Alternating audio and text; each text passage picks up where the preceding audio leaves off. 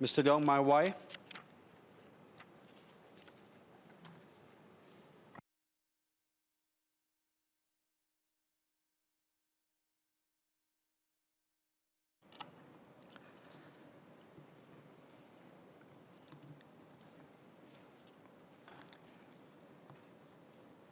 Deputy Speaker, sir, I rise today to discuss how we can build Parliament into a fairer arena for all. During the debate on the President's address, there was much discussion of how opposition parliamentarians behaved and performed in Parliament. DPM Lawrence Wong openly called on the opposition to offer a serious alternative agenda, and noted that as Singapore develops into a matured democracy, it needs both a serious government and a serious opposition.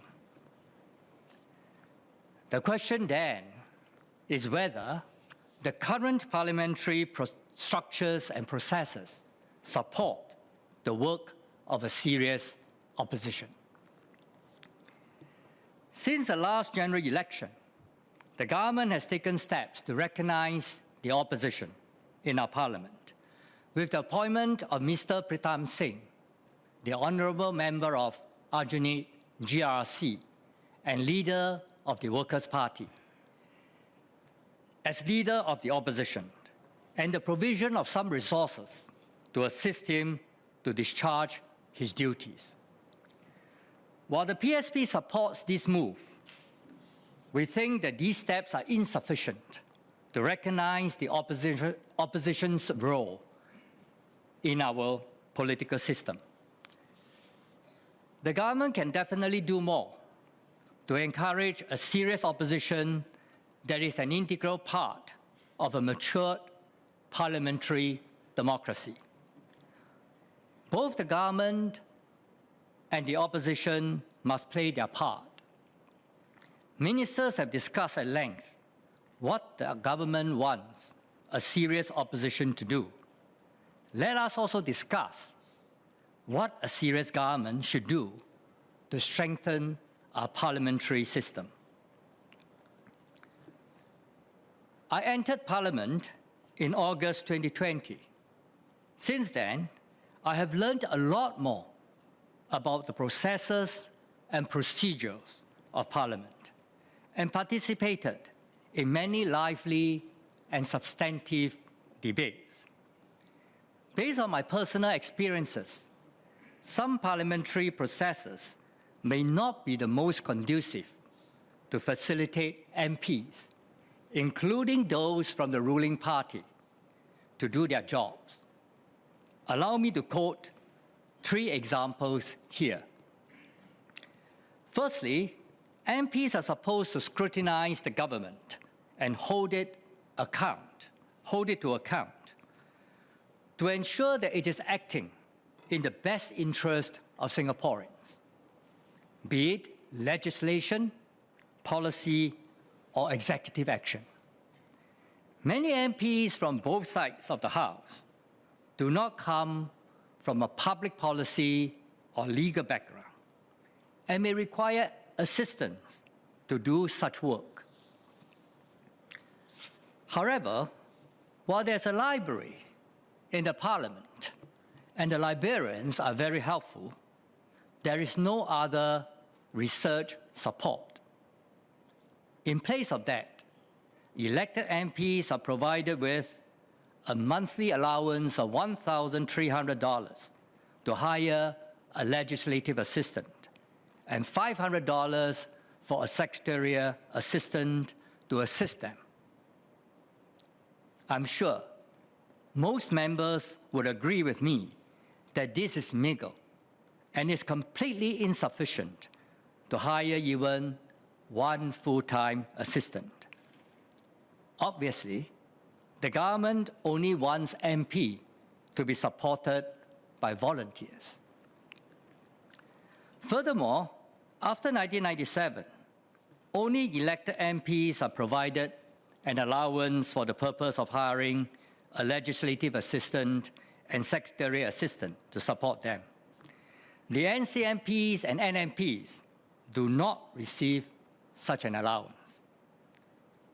Then Leader of the House, Mr. Wong Kang Sing's justification for the removal of the NCMP support allowances were that the duties of NCMPs were not as heavy and onerous as those of elected MPs, as only elected MPs sit on committees.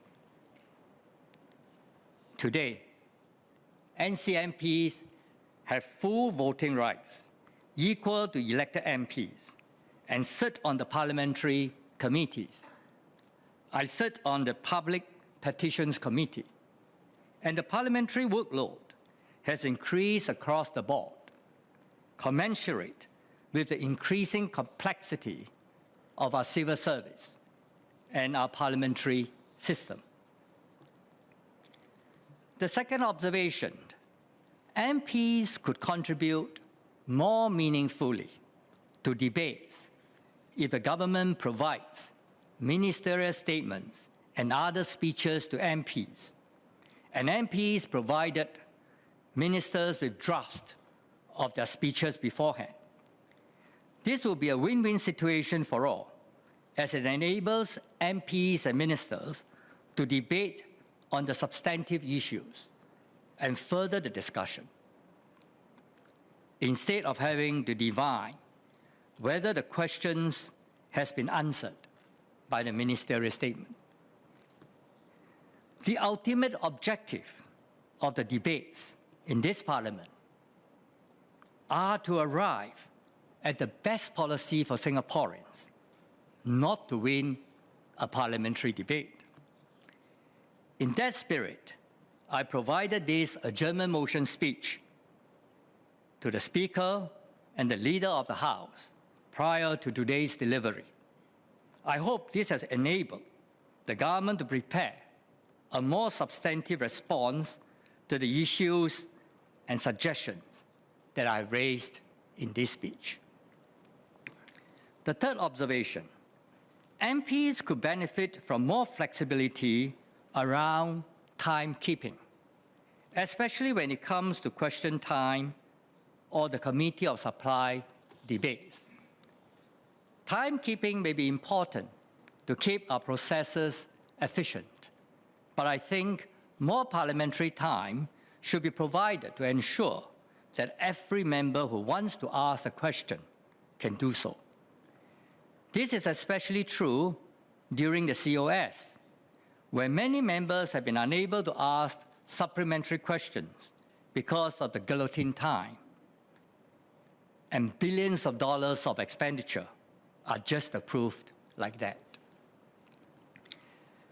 Having more substantive debates on policy will go a long way to enable Singaporeans to become better informed on public policy and make the government more accountable. Flowing from my observations above, I have several suggestions for improvement, which fall into three major groups. The first group is aimed at better supporting MPs in carrying out their legislative duties. 1. The Parliament Secretariat should be given resources to set up a research department. This department should have a head and several full-time staffers to provide research support for MPs as they scrutinize bills and policies. I think an appropriate annual starting budget for such a department is around $1 million. 2, the allowance to hire legislative assistants and secretary assistants should be increased and extended to NCMPs and NMPs. It is timely for the government to review the legislative assistance scheme for NCMPs and NMPs, as it promised to do so in 1997. 3, the government to provide all data requested by members in the requested format unless there are national security or financial market sensitivities consideration. The government should not use the risk of such data being misinterpreted or being used for other purposes as justification for not releasing it. Once again, a fair arena for all. The second group of suggestions is aimed at providing MPs with more time to question the government and to discharge their duties as legislators. 1. We should introduce an opposition hour during the first day of every parliamentary sitting to discuss subjects chosen by the opposition. These are likely to cover current topics which have the most public interest. This is not new and is done in other Westminster parliaments, such as the UK and Canada. For example, in the UK, the leader of the opposition has 17 days where he can select the topics for debate. These debates cover a wide range of issues, from government policy to current events. This also provides a platform for the opposition to hold the government to account, challenge its policies and decisions, and propose alternative policies or solutions to issues facing the country. 2. In principle, the Q&A and clarification time for all debates, including PQs, ministerial statements, bills and motions in this House, should not end as long as there are new substantive questions from MPs. This would allow debates to conclude substantively. The Speaker, obviously, would still have the discretion to end the debate if he is of the view that further questions being asked by MPs are not covering new substantive ground. The third group of recommendation is aimed at strengthening the role of the opposition in our parliamentary system. 1. The Public Accounts Committee, PAC, should be chaired by an opposition MP, with MPs from all political parties represented on the committee. The PAC's role is to scrutinize government's financial performance and use of public funds. As such, it is important that the PAC is seen as independent and impartial. Many Westminster parliaments ensure this by having an opposition MP chairing the PAC. This was also the case in Singapore until 1968, when there were no more opposition MPs in Parliament. The first PAC chairman under a PAP government in 1959 was A.P. Raja, who was an independent. The second was Mr. Lim Huan Boon, who was from the Barisan Socialist. As it has been over 40 years since opposition MPs returned to this House, I believe it is timely to again embrace our parliamentary convention of having an opposition MP chairing the PAC. 2. The Public Petitions Committee, PPC, should also be chaired by an opposition MP. The PPC plays an important role in providing a platform for citizens to voice their concerns and grievances to the government. It is therefore crucial that the PPC is seen as objective and non-partisan. And having an opposition MP as a chairperson can help to ensure this. In the United Kingdom, there's no rule for the Petitions Committee must be chaired by an opposition MP, but this is currently the case. In conclusion, Deputy Speaker, the Leader of the Opposition has on many occasions emphasized that the small number of opposition MPs is far from the one-third necessary to check the PAP's parliamentary supermajority. What we are asking for is a fair arena for all and access to data and resources. The opposition lacks access to the resources of our excellent civil service. Handicapped by this lack of resources, alternative policies created by the opposition will not have the same breadth and depth of the governments. The PSP echoes the views of the Leader of the Opposition. I've made many suggestions that will enable us to better discharge our duties as opposition MPs and NCMPs to Singaporeans. I urge the government to seriously consider these suggestions. The government must pay more attention to discussing serious alternative policies with us and spend less time deflecting and avoiding uncomfortable questions. On our part, we'll continue to do our best to discharge our duties as a rational and responsible opposition party in Parliament. This House comprises of both the government and the opposition. If this is to be a first-class Parliament that works amicably and constructively for the good of Singapore, it must be a fair arena for all. Singaporeans deserve better for country, for people. Leader of the House.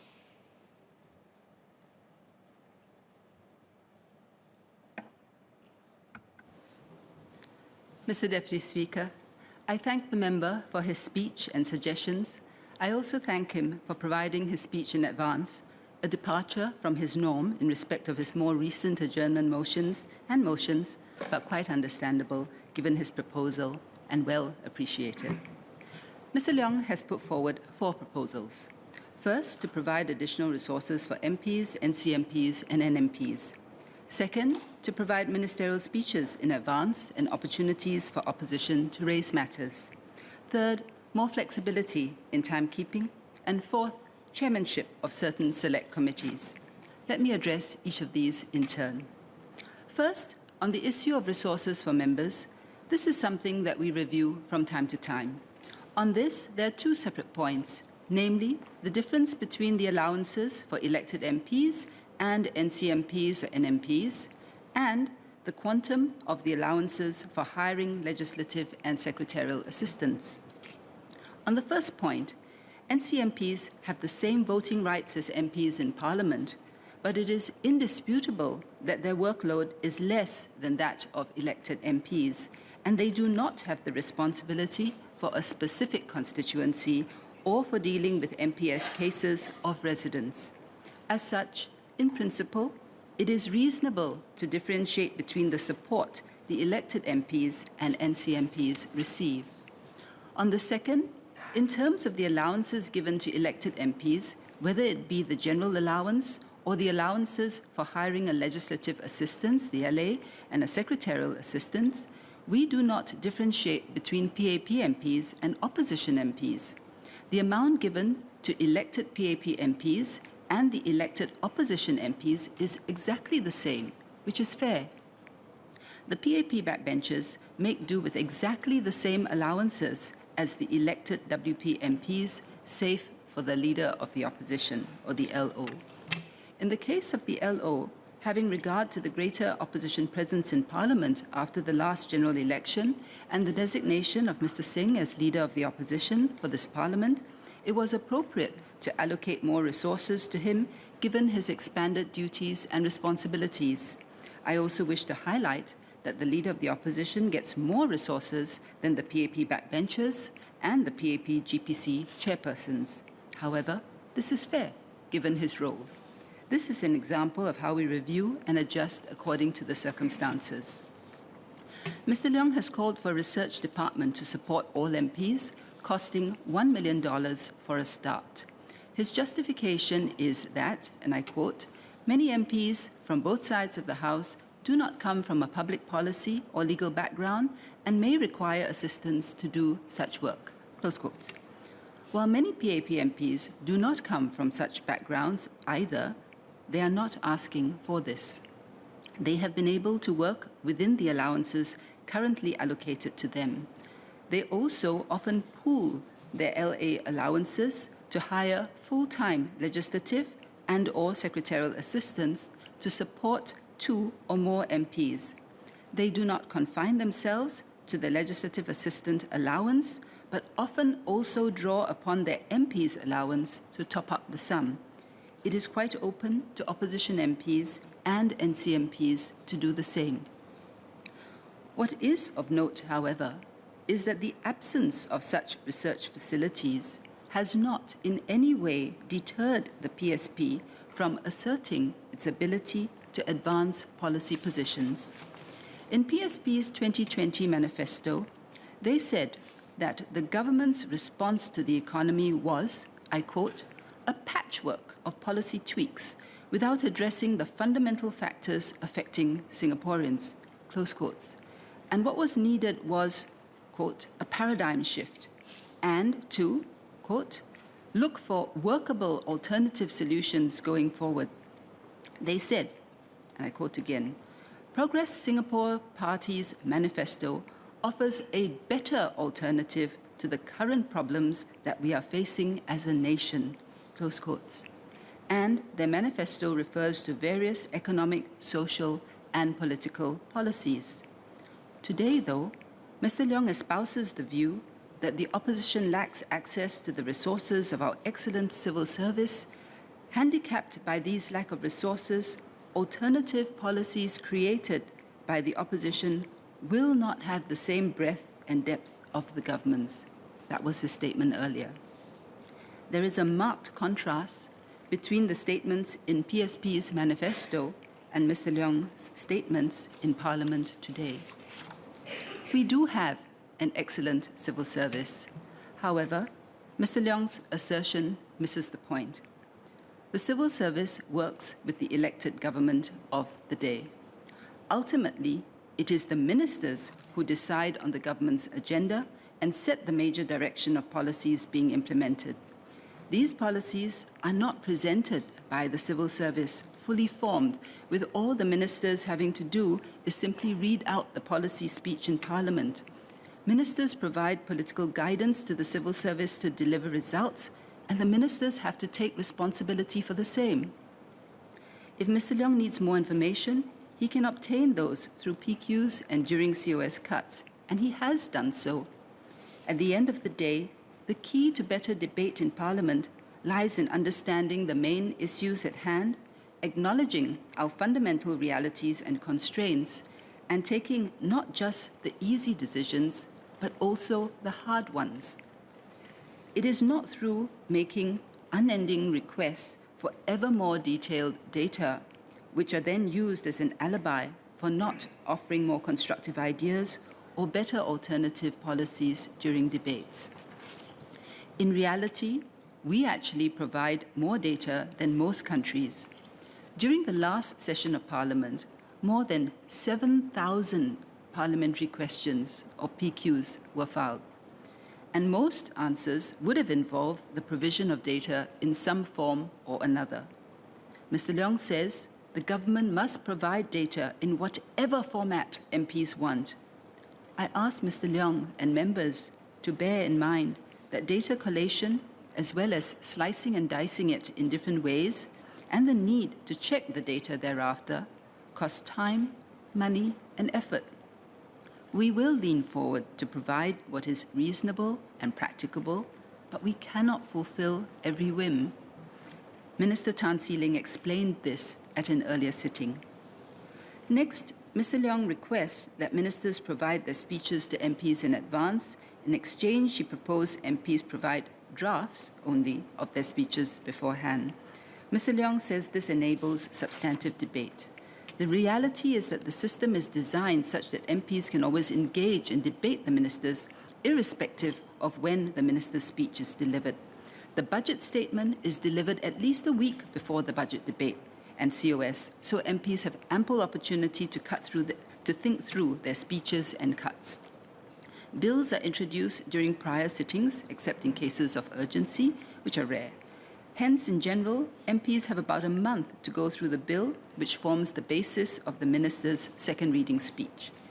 Ministerial statements are generally of two kinds. First, those with strong public interests, where multiple PQs have been filed, and those addressing important matters which have to be dealt with expeditiously and at short notice, or are not suitable to be dealt with under other mechanisms. MPs can seek clarifications from the minister on the ministerial statement. Policy speeches delivered outside of Parliament, which are publicly reported. MPs have enough time to go through these and raise issues in Parliament. In most of these situations, MPs have more than ample opportunity to engage the ministers on their speeches through a wide array of mechanisms: PQs, supplementary PQs, motions, bills, adjournment motions, clarifications, and COS cuts. In fact, if anything, the advantage is with the MPs because most of these mechanisms are not time-bound. MPs may deploy these days, weeks, months, and sometimes even years after the minister's speech was delivered, as Mr. Leong himself has done, for example, on manpower issues. Of course, there may be instances where notice is not possible, for example, when the minister is responding in the course of an ongoing debate, or market-sensitive matters such as tax announcements. But what is possible is to ensure that there is enough time for MPs to digest what has been said, respond, and then have an informed substantive debate. This, the parliamentary procedure allows. For this same reason, there is no need to have an opposition hour. This is because every sitting is an opportunity for MPs, whether PAP or opposition, to raise topics of their choice and to hold the government to account, challenge policies and decisions, and propose alternative policies through these mechanisms. They can do this through PQs, moving full motions for debates, as NMPs are doing in this sitting, or moving adjournment motions, as Mr. Leong is doing today. This is already taking place. Mr. Leong's next proposal is, in effect, that there should be unlimited time for PQs and COS cuts. While I can understand why, from his point of view, he would like that, this would not be a good idea. It would be the surest way of triggering Parkinson's law, the adage that work will expand to fill the time allotted for its completion. We have already seen that happen with PQs. The time for PQs has increased considerably, given more sittings. However, instead of allowing us to deal with more PQs, it has resulted in more and often repetitive SPQs on the same topic. Where flexibility is required, Mr. Speaker has exercised his discretion to allow it, for examples being the extension of time to enable supplementary questions on HDB's ethnic integration policy and on Keppel Offshore Marine. Parliament time is finite, and questions and debates cannot go on without end. Setting time limits ensures that questions stay focused, answers stay on point, and more can be accomplished. In fact, in the UK Parliament, question time is only 1 hour per sitting day, inclusive of Prime Minister's questions, and they have 650 MPs. Finally, Mr. Leong has called for the Public Accounts Committee, PAC, and the Public Petitions Committee, PPC, to be chaired by an opposition MP on the basis that doing so will ensure that they are independent, impartial, objective, and non-partisan. Let us reflect for a moment and ask if we really think that will be the case. The better solution is the one that we already have in place under the rules. The PAC and the PPC are standing select committees. A select committee is a committee of Parliament. The SOs provide that the composition of each standing select committee should reflect the balance between the government benches and the opposition benches in Parliament. And if you think about it for a moment, that is fair, because it reflects the proportion of government and opposition MPs. The SOs provide that the Speaker chairs the PPC, which is again fair because he chairs the whole Parliament, a position to which he was elected by Parliament at the beginning of the term. And the Parliament which elected him was in turn elected by the people, who also decided the proportion of PAP MPs and opposition MPs. Speaker appoints the chair of the PAC, an authority conferred on him by Parliament through the standing orders, and that is also fair because it gives flexibility to choose an appropriate chair having regard to the technical content involved. Mr. Deputy Speaker, I'll just take half a minute to complete. Hence, the chairmanship of the select committees is drawn from the authority of the people, and we should respect that. In any case, opposition members serve on the select committees and are entitled to ask questions and argue issues fully. There is no reason to think that they have not done their job properly. In conclusion, Mr. Deputy Speaker, the rules afford more than enough opportunity for MPs, opposition or otherwise, to hold the government to account, raise queries and debate matters. The real issue is how to do this effectively. The answer lies not in changing the rules, but rather for MPs to develop the skills of listening, using the existing rules more effectively to make a contribution to the debate and show that they are deserving of the trust that voters place in them.